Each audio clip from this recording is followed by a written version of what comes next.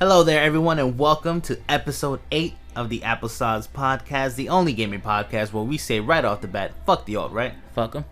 And fuck anyone who associates themselves with Gamergate. Fuck them. My name is Broadway Vic, and joining me as always is Manny, aka Mr. Lightman. What is going on, bro? It's been a pretty busy week, actually. Yeah. Like, ridiculously busy. Yeah. A lot of leaks. And I hate everybody who leaked it. Yeah. And also, we got the name of the water Pokemon wrong. Yeah. Which was eating me the whole week. I was trying to see how many yes I can throw in there before I started annoying myself, but it happened really quickly. But Alright, yes, we call them Froakie. The name is not Froakie. I'm almost certain Froakie is the name of the Alolan water starter. Most likely. We were never going to get the name right. No, it's not, because his name is like Sobble, right? Sobble. Yeah. And I wasn't even talking about the water Pokemon. I was actually talking about Grookey, the leaf starter for Sword and Shield. Yeah, the one I told you was a grass monkey, and you were like, no, it's not. You need to be sure about that. You're very convinced that I was wrong. Yeah, I mean, well, we were wrong about one thing. That was The name. Froakie. Yeah. We're the host of a gaming podcast, guys, and we're getting everything wrong. We just got that one name wrong, okay? Cut us some slack. They're gonna hold it against us, though. But look, we fixed it in the next episode. We amended it. We apologized. Frokie's still dope, but Grookey's the new wave, baby. I'm here for it. Score Bunny, you're the most boring thing ever. I can smell the firefighting from the direct that we saw earlier today. No, Sobble. Sobble's the new one. You think Sabo's the water fighting? Yes. Whoa, what do you think Score Bunny's gonna be? No, wait, no. Oh, no. I thought we were talking about like who's gonna be the best starter. Oh, no, I was talking about how boring it's gonna be because I feel like Score Bunny's gonna be another firefighting Pokemon. I think it's gonna be the grass. Grookey? Yes, Don't talk down on Grookey like that, bro. it is. Has there been a monkey that's never been? I mean, you got the fire ones from. I forgot what gen. You got the water monkey, the fire monkey, and the grass monkey. Infernape? No, not him. I have no idea what you're talking about then. It's from the three. Like one of the dudes travels with Ash in his adventure, and he has the grass one. Yes, really? Yeah. Nah, I don't know. It's clearly you haven't seen the anime. I haven't seen the anime. Okay, well, let's move on then. Alright, so the time is here, and it's now. We made it to our very first E3, and I want to thank everyone for riding with us so far. But the mission remains the same, as we're going to cover some news around the industry, and boy, do we have a lot of things so far. You know, it's funny to see that up to this past week, everything's been pretty hush-hush, but the moment Monday hit, bro, leaks just started coming out of nowhere. So because of that, today's episode is mostly going to consist of just news, and we're going to have a little bit of a E3 hype check. How does that sound? Also, like this is our very first E3 as the Applesauce podcast. Yeah. You keep forgetting that for some reason, and it really bothers me. What? It's our first E3. As the Applesauce podcast. Well, I mean, yeah. Yeah, I mean. Listen, my past doesn't matter anymore. I'm all about applesauce, right? Yeah, but like it's different now, because now you have to do the work. Oh wow, that was What? super shady. No, it's not what I'm talking about. It's I'm like, about to add the shade room. I'm gonna make this a clip. I'm gonna add to the shade room, and hopefully it makes it on there. Cause that was shady, bro. That's not what I meant. I meant this time we're doing the work for ourselves. Yeah. Like before, we gathered news for other people. It's true. Now we're writing the news ourselves. We're writing it down. We're making the notes. We're presenting it ourselves. Yes, that's what you mean. Yes. Well, either way, this is our very first E3 as Applesauce Pod, just so I could clear it up, yes, to make it feel better. Thank you. I appreciate that a lot. Well, you know what? Let's just get right into the news. Why don't we? All right. So how about we start like we did last week, bro? Because Nintendo held its Pokemon Direct, and we got exactly what we asked for. And honestly, bro, I was in the moment I saw Wooloo. Oh, yeah, Woolie's nice. Wait, nice. Are you? As I'm asking you real quick, Wooloo or Corviknight? Corviknight. What? Bro, Wooloo's where it's what? Like as Wooloo's the face that you can push on Pokemon right now, but Corviknight's like he's the Black Knight. I mean, Corviknight looks super dope, bro. I'm blanking on the new guy's new designer's name right now. Mm-hmm. But I'm digging it so far. So it's some actual American, I think, right? It's like James something. I thought he was British. Oh, I just saw the direct earlier today. Yeah, well, yeah. I'm sorry, but it's a non-Japanese person. Yeah, which was interesting. I don't know if that's the first time that it happens, but it's pretty cool. I think it's the first time where he's at the lead. Oh, it might be. Yeah, because there has been some non-Japanese people's names pop out in Pokemon. Yeah, and we've done a pretty good job of watching all Pokemon Directs. I don't think we've ever seen that guy before. So, I mean, he's probably appeared somewhere. But also Corviknight is the taxi in Pokemon. Yeah, and it has made my new favorite meme. Yeah. He when he says that, he means meme. By the way, memes. It's the caca bitch. Your Uber's here.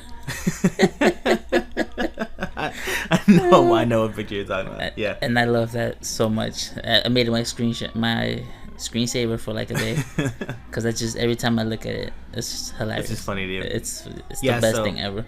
Any town that you visited before, he'll be able to fly you back there. Yeah. But we finally got more details on Sword and Shield, and it's looking pretty good, bro. No lie. Oh man, I loved everything that I saw about it. I'm mostly on board though. We have an overworld now. They're dubbing it the wild area, and I think we're getting this instead of routes. Is that the overworld? Yeah, that's what they call it. Yeah. Alright. So I'm guessing this is gonna replace the route system that we've gotten in past generations. Uh-huh. Of course, the wild area is gonna have Pokemon in the overworld, which answers that question. You can see them. No random battles. Yeah, so that's pretty cool. So wait, this means that it's a mixture of random and non-random battles, right? I'm actually not sure. I mean, from what I saw, it's honestly just you see a Pokemon, you just touch it. But there was a moment in the direct where you didn't see the Pokemon. Also, when they first showed it, they showed him roaming through the grass with no Pokemon appearing. So I'm assuming, right, that in the wildlands is what it's called? Wild area. In the wild area, you're gonna see the Pokemon, but when you're in like towns and those other places, there will be the random battles, like a cave or something. Yeah, like they're probably gonna make a distinction there. But in the wild area, you do have 360 control of the camera for the very first time in the Pokemon game, even including like the Pokemon Coliseum games, right? Because even then, those are pretty much fixed. I'm pretty sure it was just a fixed thing.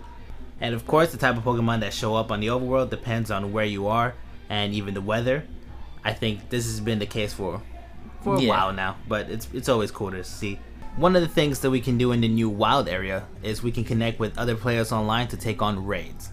So this is a gameplay element that's coming from Pokemon Go, and this kind of leads us to one of the more controversial moments of the presentation, and that is a new gameplay system that's being introduced, and Game Freak is calling it Dynamaxing your Pokemon.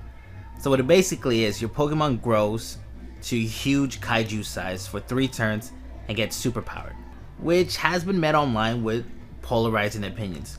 Personally, I've never been a fan of the gameplay elements like Z moves and Mega Evolutions, so I'm gonna see how this turns out, but I am a little on the fence on it.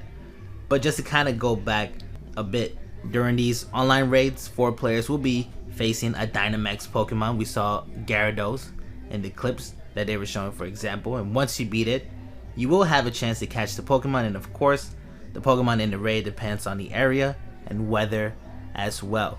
So once you beat like the Dynamax Pokemon, we saw a clip of the trainer. He used like this giant, it looked like a Dynamax Pokeball actually, and he just like tossed it at the Gyarados. So what are you thinking about this new gameplay mechanic? I liked it, but I think it had to do with like nostalgia of why I liked it, which is a funny thing to say. But the first thing I thought of when I saw Dynamax was giant Jigglypuff versus giant Gengar from the Pokemon anime season 1. It's when they see like an ancient giant Jigglypuff comes out, and then he fights against an ancient giant. So I know what you're talking about, but what came to my mind was that humongous Dragonite that we never saw from when they went to Bill's Lighthouse. Yeah, that's what I thought. That one's too big. that was like a Godzilla-sized monster, right? See, that's a real kaiju. But no, like immediately when I saw it in the red too, remember, it's like if I find a picture, I'm gonna post it on the Twitter. Do that. But it was like I was like, oh my god, is that a callback? Or it's probably not a callback, but it's just me. Oh man, I remember that from the anime. But I loved it. To me, it was awesome. Yeah, because they're always, well, at least recently, they're always trying to change it up a little bit. They're shifting it, and we are seeing a good amount of changes to the presentation. Even the gym battles, which seem to take place in like a football field now, and of course that's just to accommodate the size of the Dynamax Pokemon. Overall, this seems like a proper step up from the 3DS Pokemon games, and I'm sure we're gonna continue to see Game Freak kind of like build on the mechanics and the presentation and just overall the Pokemon Sword and Shield games, just so they could kind of perfect Pokemon on the Switch. But overall, from the Direct, what were your opinions on it? Like I said, I loved it. I enjoyed everything that they showed. The whole Dynamax system, it makes sense to me, especially if you want to use it in like raids. Yeah. Because I wasn't really a big fan of the raids in Pokemon Go. Yeah. It's just like a powered up Pokemon. Yeah. I wasn't a fan neither of the raids. But I think I only did one though. Also, you get unique Pokemon. They said some Pokemon will only appear during raids. Yeah. So that's pretty cool. The whole 360. I'm excited. I like Hop. Everybody's saying he's like Southeastern or like Middle Eastern. A Denny, right? That's what they're called. Denny, Desi, something like that. Oh yeah. So that's pretty cool. Hop and then his brother, I forgot. Leon. Yeah, Leon has a great design. Yeah, he's always followed by Charizard, bro. How badass is that, bro? I didn't like the first Pokemon gym. They showed it's just a little like ascot that he has or something. Yeah. I hate it. I was like, no, that's no. It's so funny that you brought it up. Something was bothering me about him, and on Twitter, some guy pointed it out that the first gym leader, he looks like a Ditto. I was like, that's what it is. His face, like somebody even took off. They photoshopped his eyebrows off. And I'm like, that's a Ditto, bro. Like it has to, like unless he's like some unfortunate looking guy, he has to be a Ditto. But it'll be so weird to have a Ditto like controlling other Pokemon. Yeah, that's weird. It is. Though you can make it like a tragic story. Oh. The Pokemon all lost their actual trainer, so the Ditto was like, I'm gonna take over it. Stop. This is Pokemon, man. Don't bum me out. Pokemon is kind of scary though. Word. Lavender Town. Then you got the ghost girl that comes out during the Elite Four. All right, stop, man. I don't. You're bumming me out, bro. Come on. All right, go ahead. So we got look at the legendaries that will be on the box art of the games. They're called Zacian and Zamazenta for Sword and Shield respectively, and Pokemon Sword and Shield launches worldwide November 15th, which is I believe a week after Death Stranding. Is it? I think so. Death Stranding comes out like November 9th. Well, I know what I'm getting. Look at this guy. I already know where you were going. Look at this guy. I'm not gonna play Death Stranding. I'm gonna be too busy playing Pokemon. Because Lord knows Pokemon is way more intriguing than Death Stranding, right? It is. Especially with the Dynamax. Yeah, people underestimate the storyline in Pokemon. Oh my god. The lore in Pokemon is ridiculous. Here we go. Okay, there's time travel. There's alternate, there's the multiverse theory. There's a lot of things that happens in Pokemon. Genetic engineering. Yeah, it's crazy. Like, if you really get into, like, if I recommend you guys to go and just look up Pokemon lore. It's amazing. There was a war. There's a Pokemon war. Right? Lieutenant Surge called it the Pokemon War. Yeah. What was that about? I want to play a game with that where we're playing that, actually. The first game in the timeline? Nah, don't do that. Let's do that. Let's hope Game Freaks makes a Pokemon game that takes place before and during the war. Ooh. Call it the Great Pokemon War. That's where Red's father passed away. Probably. God, wow, man. This is dark, bro. This is not how I wanted to start the episode. I'm gonna just move on to the next news. All right. So Google has officially thrown its hat into the gaming landscape, and on Thursday we got more information for its Google Stadia product/service. We also have some newsception because Baldur's Gate 3 has officially been announced, and it will be available to stream on Stadia and will be coming to PC as a regular non-streaming experience. But back to Stadia.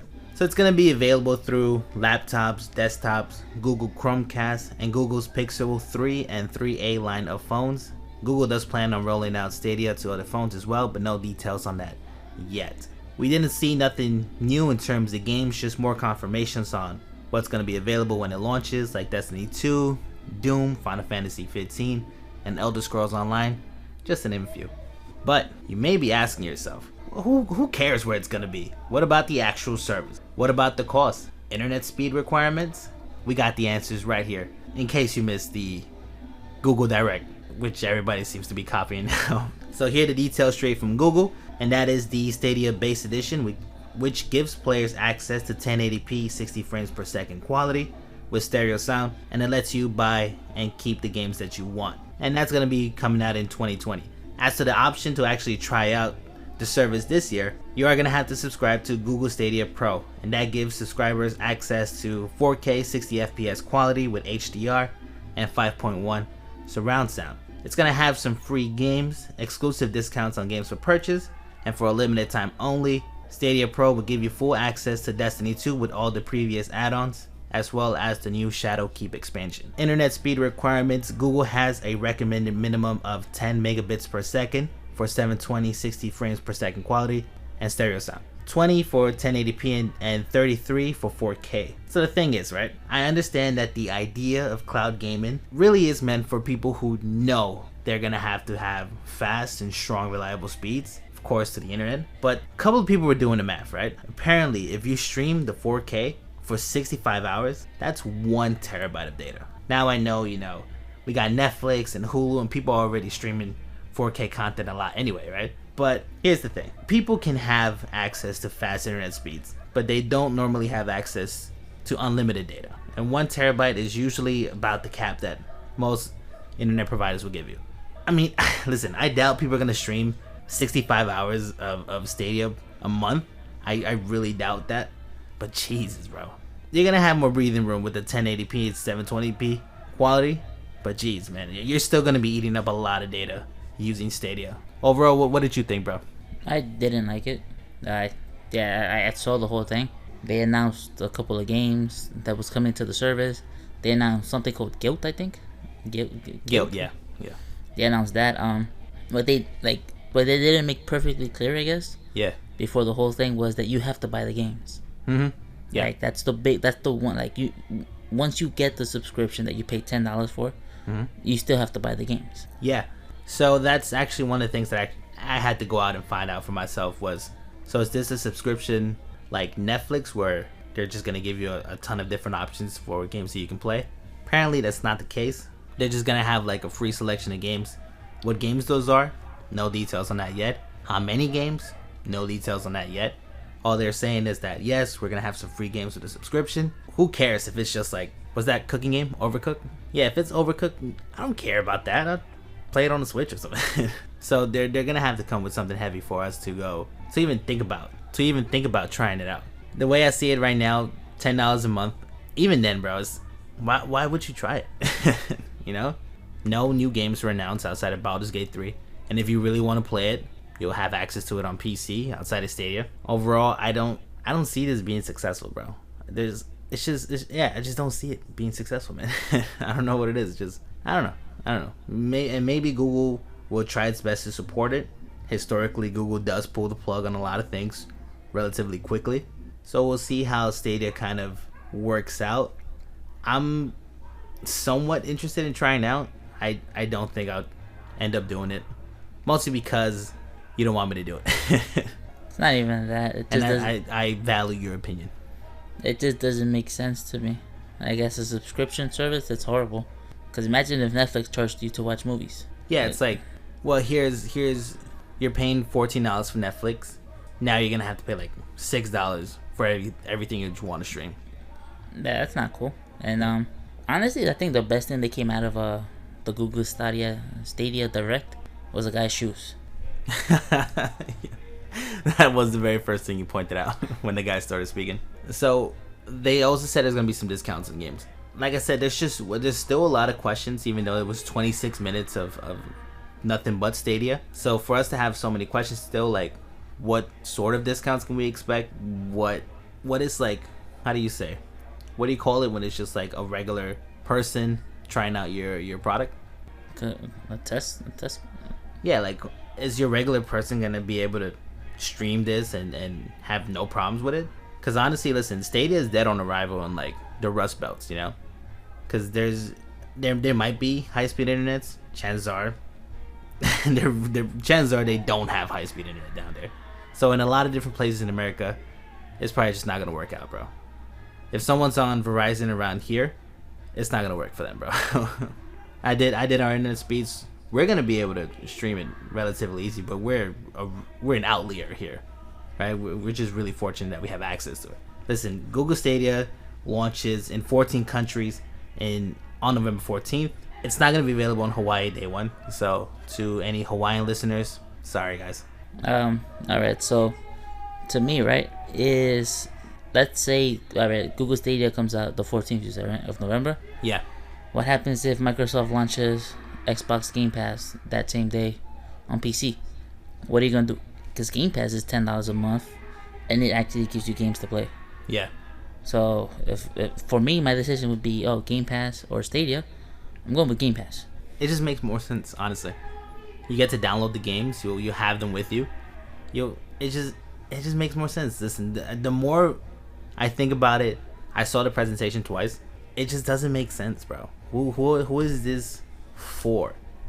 I think, these companies are always gonna come out. They're gonna be like, this product is for the gamers and it's for them. It's not. This product is for Silicon Valley. Yeah, the only place where you can get the best quality. Yeah, and it's who is it for? Honestly, if it, because it's not for the gamers. Gamers are looking at this and they're laughing at it. Just like you said, Microsoft is doing their PC Game Pass. Why would you choose Stadia over the Game Pass? You have access to all of these great games like Gears and all of Microsoft's first party, right? Why would you do it? It just doesn't make sense. Well, listen, we'll see how it works out. I don't see it working out. Let's just move on. A couple of months after their split with Activision, Bungie has finally revealed details on the future of Destiny 2 with its new Shadowkeep expansion, which sees players returning to the fan-favorite moon from the first game and fight new enemies as well as getting new loot, as is the case with new expansions, usually at least. Also, according to Bungie, Shadowkeep would not require previous expansions or versions of Destiny 2 to work, but some welcome news on top of all this is the fact that Destiny 2 will be offering a new free-to-play model that Bungie is calling Destiny 2 New Light. Woo! Which gives players the chance to experience the Destiny 2 campaign, the Leviathan raid, and a couple of PvP modes.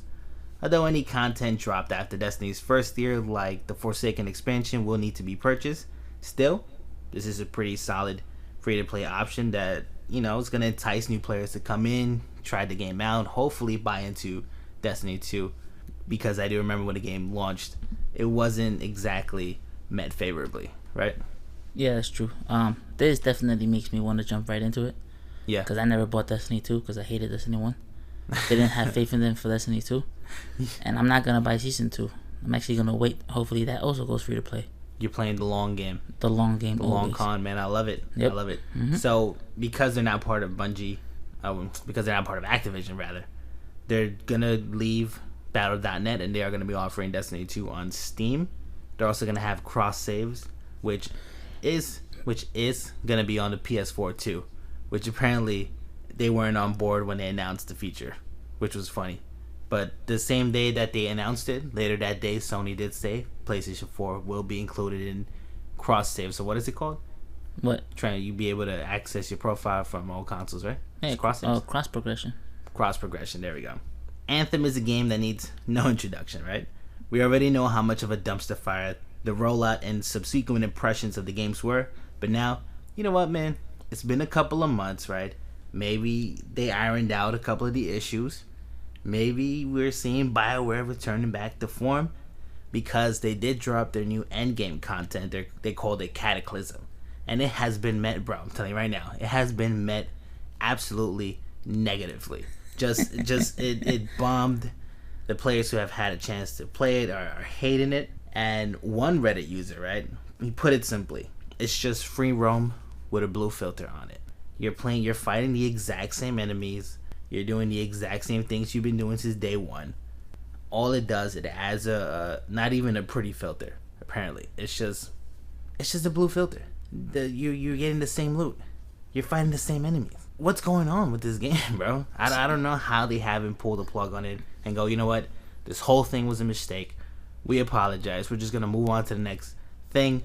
We're BioWare. We're gonna bounce back from it. But this is what 2 for 2 now, right? Yes. Well, not 2 for 2, but the last two games, terrible. Mass Effect Andromeda. and now Anthem. What's going on there, bro? But honestly, this just falls on BioWare. And also, I was gonna ask you, so the Cataclysm thing, it's not like what they showed at E3, right? Absolutely not. Bro. So I want to take this time right now to tell everybody who bought the game day one, because of the hype, you all deserve it. All right, because you guys need to stop buying into these actual gameplay trailers that they show us E3.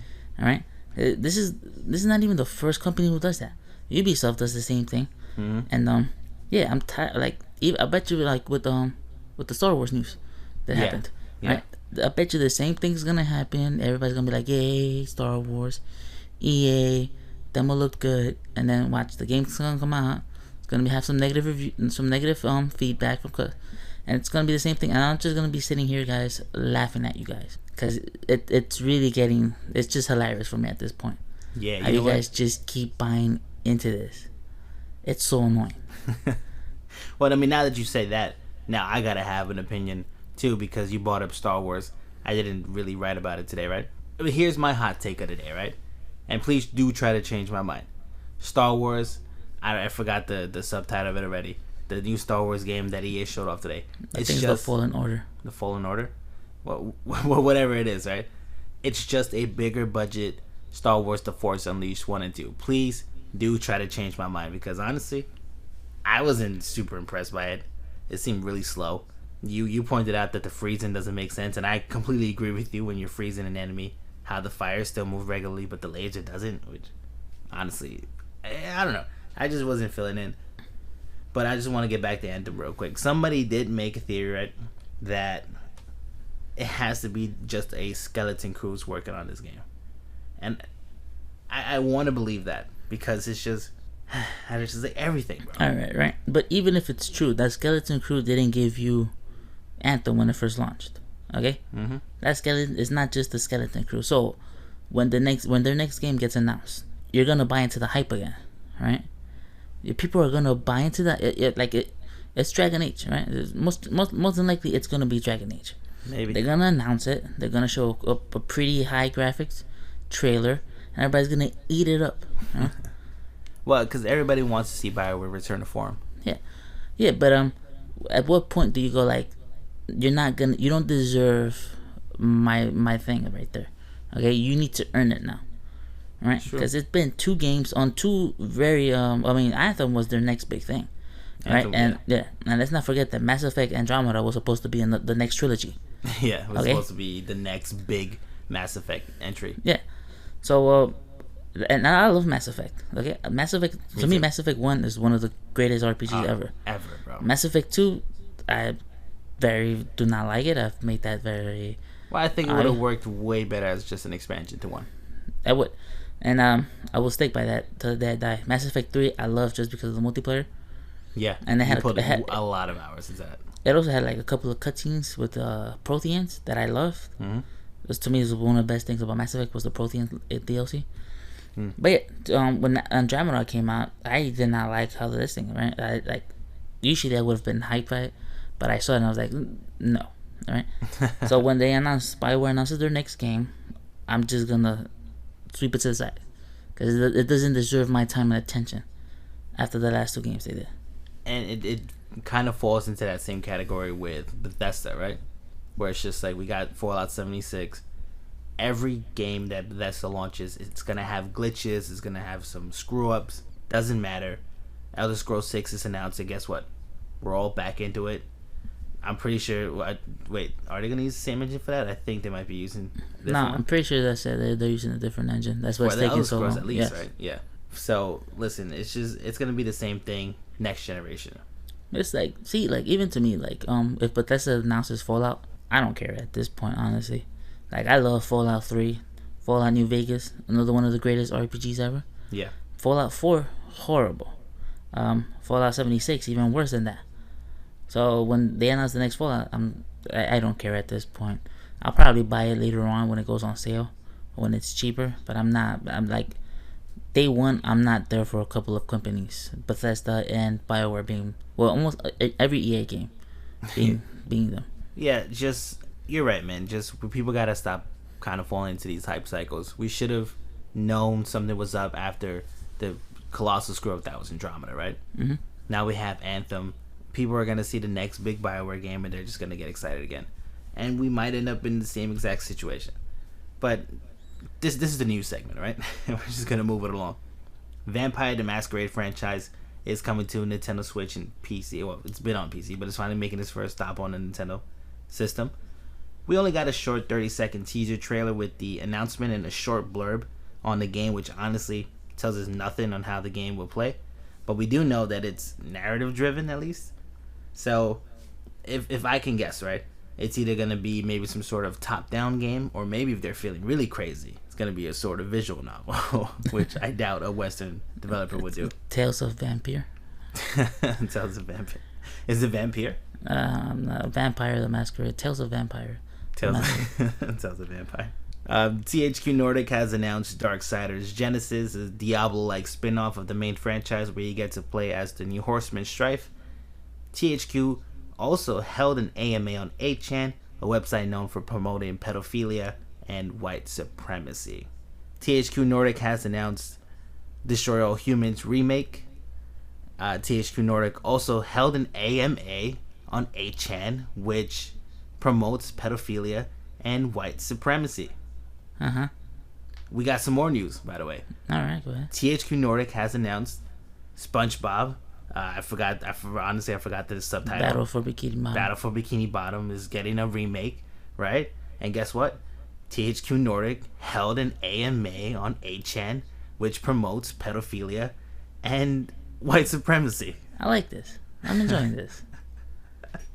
Right? So honestly, I might be super intrigued by Darksiders Genesis. At the end of the day, who really gives a fuck about these sort of things, right? Yeah, I'm not buying THQ. Me neither.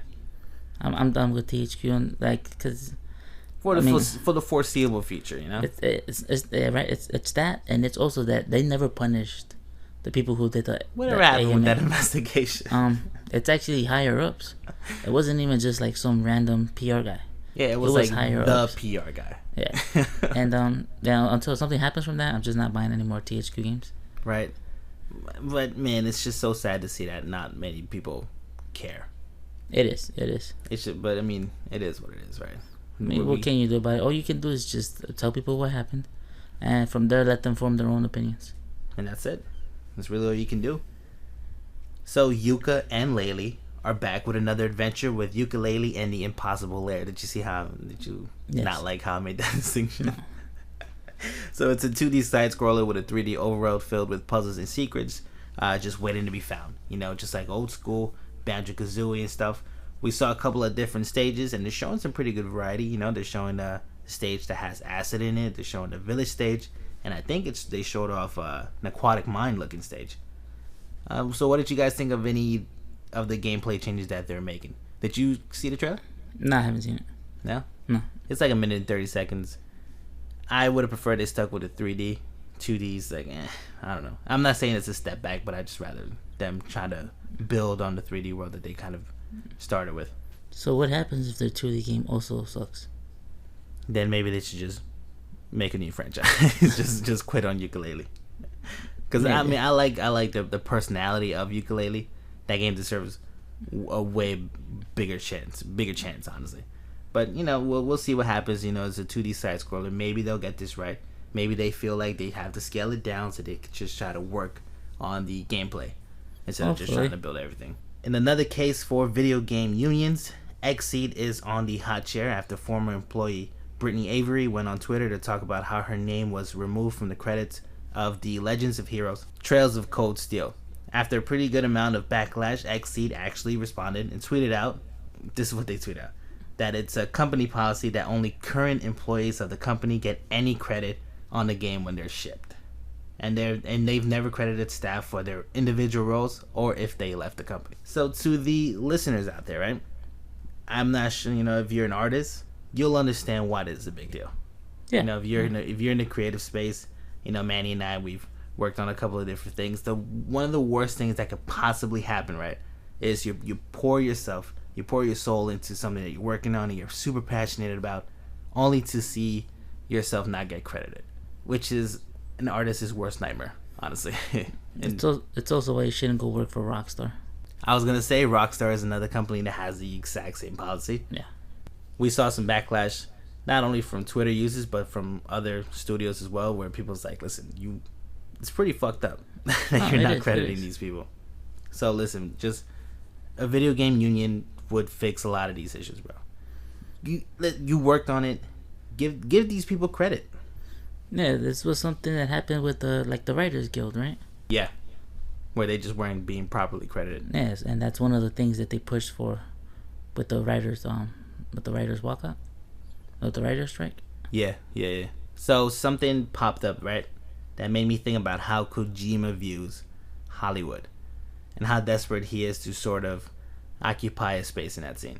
So Young a YouTuber, recently posted a video where Stephanie Justin, who played Quiet in Metal Gear Solid 5, was talking about how Kojima had contacted her about playing the role of Fragile in Death Stranding. As we know from the trailers, the role of Fragile eventually went to Léa Seydoux. I might be saying it wrong, it is a French name. But she spoke about how Kojima reached out to her for the role, but after months of radio silence, her agent finally reached out to Kojima Productions, where they told her, "We're moving on from you. We don't want you to have this role." So this is not the first time where we get a story that Kojima or someone that's acquainted with Kojima, right, is passed on. You're talking about like passed on for Hollywood talent. Passed on for Hollywood talent. Okay. You have David Hayter, who was the voice of the iconic Solid Snake, which is they gave him they feature endeavored him in Metal Gear Solid 5 with Kiefer Sutherland, right? Yeah. And even before then, David Hayter was talking about how even in Metal Gear Solid 3, he had to, audition again for the role of Solid Snake, which is crazy, right? And he even said that Kojima asked the producer if they can get Kurt Russell to voice Solid Snake. So clearly this is, listen, it's Kojima's vision, right? So ultimately he's free to do whatever he wants to do. It's just weird how badly he wants to occupy space in Hollywood, or how he feels like he wants to be accepted in Hollywood. My only guess, right, is that he wants video games to be treated like a serious thing, like a Hollywood production would be. That's the only thing that makes sense to me. Otherwise, it's just Kojima being a little self-masturbatory about like, look, I'm Kojima, I can get this sort of talent because that's pretty much what I do. It's just weird, man. Overall, it's just a weird situation. So before we move on, I just want to talk about a subject that's been getting crazy on our timelines, right? And that is the topic of video game leaks. Everyone has their opinion on just leaks in general, right? Leaks outside of video games. Everybody has an opinion. But what really set the conversation off was a tweet from Kotaku's Jason Schreier. He tweeted, "As fun and exciting as E3 press conferences surprises can be, please don't let billion-dollar corporate marketing convince you that it's a spoiler to know about a game announcement 2 days before you're supposed to. Makes for an unhealthy culture. Really." So here's the thing about this take, right? Now, he did elaborate on it after the fact by saying that he's merely talking about reporting on leaks that are being reported in other websites. But I just want to sort of touch on the subject. Personally, I thought that was a pretty trash take, bro. Because it's just one of those takes that makes it seem like we can't enjoy anything, because at the end of the day, it's really all just corporate marketing. We can't enjoy nothing, right? Everything is corporate marketing, bro. That doesn't make it wrong to sit down with friends or get on a Twitch stream or on a Twitch chat, or even go someplace crazy like the Nintendo New York store to sit with a bunch of strangers and go crazy for a game announcement. I mean, just look at YouTube's hype compilations. That shit is dope. It's so much fun to see people who enjoy games jump off a seat because like Metroid Prime 4 was announced. And what he said is, it's just dripping with edginess, and it's just dripping with, I'm just so above you all pretentiousness that would come from a journalist or a journalist guy. It's such a dumb take, bro. Let people enjoy what they want to enjoy. There's nothing wrong with getting excited for video game announcements, and it sucks, bro. It sucks to have your things leaked. It sucks when you're working on something and it's shown before you're ready to show it off. Leaks suck. I mean, personally, I think leaks suck. I think Jason Schreier's take was trash. I didn't like it at all. let people enjoy, let people have fun. He reminded me of that robot with the sign that says "No fun allowed" on it. And listen, Jason Schreier, just let people enjoy it. All right, it's E3. We get 1 week to ourselves. Let's just get crazy, bro. I'm gonna jump out of my seat when Microsoft announces something cool. I'm gonna get crazy if Banjo-Kazooie makes it on Super Smash Brothers, just like I went crazy when they announced Mega Man. It's also whatchamacallit. It's not just marketing like you might think it is, but these are people who's put their, like, that's what they do. All right. Yeah. Like, I've had my stuff leaked before, and I've hated it. All right. It has nothing to do with marketing. It's how I want to show you my vision. Of course, yeah. And you're ruining that for me. Okay. Like, by leaking my vision, you're ruining what I wanted people to see and how they wanted to see them. All right. It's not just marketing. Okay. Like, people make their living out of this. Yeah, it's like you said, it's more than marketing. It's people who have been putting their souls into a product, and believe it or not, a lot of work goes into making a trailer. A lot of work goes into an E3 conference. A lot of work goes into a Nintendo Direct for people to finally show off what they've been working on. And so it would suck if you just saw like a picture taken off screen off a game, and it makes it look blurry and it makes it look terrible, and people are gonna start passing judgments on your things because of a shitty quality picture that they saw on the internet. It's unfair to the people who are working hard on it. Once again, listen, if you hate leakers, that's great. If you love leakers, whatever, bro. I don't really care. All that being said, if you've done a great job of staying spoiler free of E3 news, then listen, I'm just gonna let you know right now, we're just gonna round out the episode with some leaks that have been happening this past week. So two huge forces in the fantasy field are working on something. From the minds of George R.R. Martin and Hidetaka Miyazaki, From Software is developing Elden Ring. Although all we have is confirmation that the game is in development, I can imagine there's going to be a huge fantasy RPG with your standard From Software flair. Obviously no gameplay was leaked, but we can only imagine we're probably going to see some pretty soon. Looks like Ni no Kuni is back with a remastered edition coming to PS4, PC, and Nintendo Switch. I've always wanted to play the game, but I didn't have a PS3 when the game launched. I'm really excited to give it a shot on a Nintendo Switch. I'm also really excited to see how the game's going to look on the PS4, because it looked really good on the PS3. Also, the remaster's not coming to the Switch. It's not? No. It's actually just a port of the original PS3 game. Oh, really? Yes. They specified it. I wonder what difference it's going to be. I mean, obviously, like a 4K. Well, from people, what people said, it's going to be like a better frame rate performance, and then the Switch version is just going to be a port of the PS3 one. All right. I mean, honestly, it looked great. Seeing it on the Switch is probably not going to be a big deal to me. I'll just see how the game runs. Hopefully, they make a pretty good effort on it. But Level 5 has some history working with Nintendo, so they'll probably give it an effort right there. A new Tales game is in the works with a new art style and new gameplay mechanics coming. Tales of Arise looks to take the Tales game to new heights because it's really looking pretty cool with the images that we've seen so far. I'm digging it. I hope we get to see some real gameplay and the game in motion this week, which I can assume it's gonna be at Microsoft's. I think all these leaks are gonna be shown off in Microsoft's press conference today, because it's actually now officially June 9th. Speaking of Microsoft, right? Ninja Theory is a first-party developer, and now we know what they got in store for us, as Bleeding Edge is a 4-on-4 melee combat game. It's an online game with an alpha reportedly coming this month on June 27th. We also know that the game has been in development, or at least the idea has been around in Ninja Theory since 2014. So hopefully this looks good when we finally get to see it. I also was reading online that it's not the main Ninja Theory team developer. Yeah, it's not the main Ninja Theory team. So maybe we'll get a hint on what the big Ninja Theory team is actually working on. Watch Dogs is back with Watch Dogs Legion, taking place in a post-Brexit London. Everything is going to be able to be hacked. You'll also be able to take control of anybody and play as them according to the leaks. And the last minute leak, we got details from the standard edition of Cyberpunk 2077, which the standard edition will come with postcards, a map of the city, a compendium of the game's world, soundtrack, and stickers. We want to thank our reliable Polish translator for helping us make sense of the image last minute, so shout out to her. All of these are just some of the leaks, well, most of the leaks that have been happening since the start of this week. It was crazy. I'm fumbling towards the end here. Don't blame me. Listen, when the rooster's calling, it's 4 a.m. All right.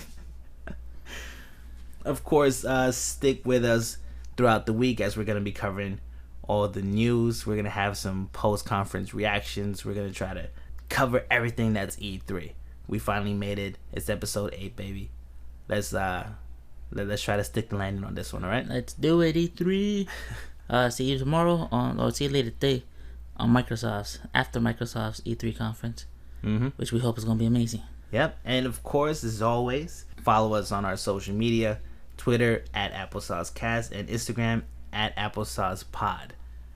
Man, we had a lot of trouble with that Stadia editing.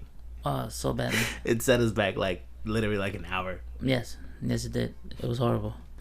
So yeah, this is why this one's coming in later than we actually was gonna do it on time.